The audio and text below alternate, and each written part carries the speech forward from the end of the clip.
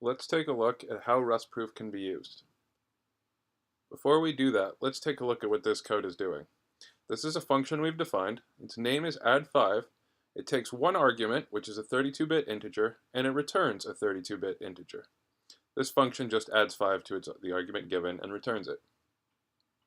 So let's look at how we can use rustproof to find out more about this function and prove it's doing what it says it's doing. This is how you supply a condition to a function using rustproof.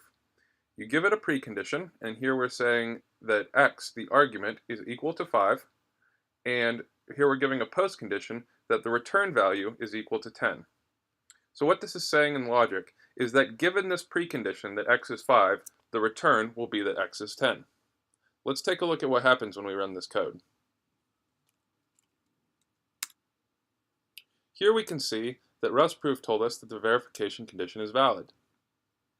We could change this to say that given that x is 5 on the input, the return is that x is 11. This function still adds 5, so this logical definition does not match up with what the function does. Let's take a look at rustproof's result from this. Here we can see that the verification condition is not valid, and rustproof tells us in what case the condition is not valid.